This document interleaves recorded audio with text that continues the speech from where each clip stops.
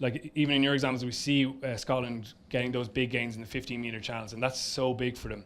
Like their ball carrying forwards aren't particularly explosive. No. They don't tend to make a lot of meters per carry. And actually, I think between the two 15-metre channels, they're more focused on that tempo. Yes. So get through the rucks, get a quick recycle. Even if you're not making progress, you're kind of narrowing up that defence. And then they save their creative play for the 15-metre channels so often. We're going to see a couple of examples here.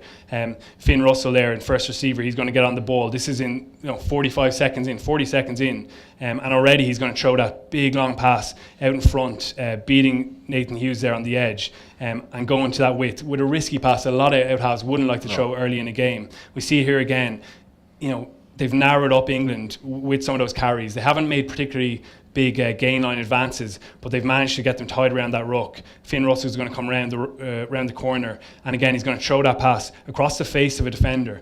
Ireland might see opportunities there. I'm going to go and try and pick off that pass, but if he beats you, you're in big trouble. This time they don't convert into a really clean line break, but again massive gains down the left. This is against the All Blacks, and you picked out Ryan Wilson playing 9 the last time. Again, they got a forward in there playing 9, scrum half off the base of the ruck, and then Henry Pyrgos can hit a little bit wider, hit Russell, and it allows them just to get into that 15-metre channel where they're so creative. Forward linking pass, and here's Hugh Jones, who also can distribute in fairness. He's a lethal line runner. We'll take a look at a couple of examples later on.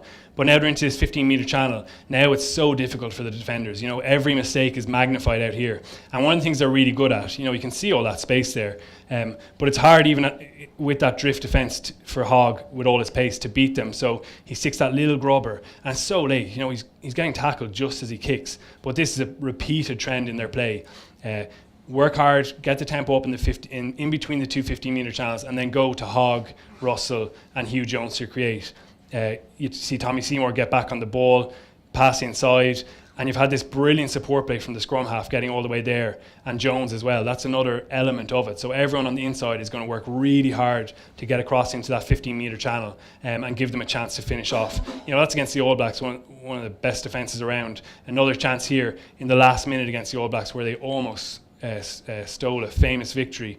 Again, a linking pass from forward to Russell, just to give him that chance, because you're quite close to the touchline, the initial ruck there. So generally, it's hard to get over to the other 15-metre, but that little bit of extra depth gives them a chance to make the pass. And probably these guys here are actually a little bit too deep this time, because you can see here on the outside edge, the All Blacks are in trouble. If they're up a little bit flatter, I think they actually possibly could convert that into a try. But again, it's Jones on the ball, inside pass to Stuart Hogg, and his pace is unbelievable. You're seeing that support again, guys working really hard in that zone of the pitch, because that's a massive focus for them. Unfortunately for them this time, it was a brilliant tackle from Bowden Barrett, but the offload goes forward. So I think you're going to see that formula again. Every single game they've played under Townsend, work hard, work with tempo in between the 15s.